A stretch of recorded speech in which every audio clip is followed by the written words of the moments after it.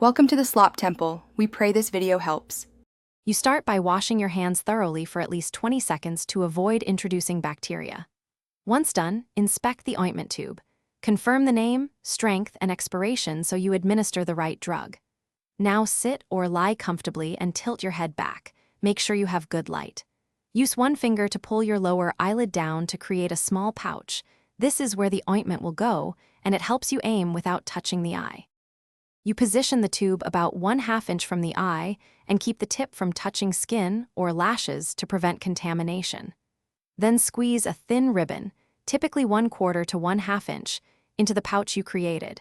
Do it steadily so the ointment lands inside rather than on the lid. After application, close your eye gently and press lightly on the inner corner for a few seconds to limit drainage. Make sure to blink slowly and keep the eye closed for 1 to 2 minutes so the medication spreads evenly. You finish by wiping any excess ointment from the skin with a clean tissue, moving outward and never rubbing the eye. Once done, replace the cap tightly on the tube and store it as directed on the label to maintain potency. If you experience severe pain, sudden vision changes, or worsening redness and discharge, stop using the ointment and contact your provider. These are signs you may need a different treatment. Otherwise, schedule dose.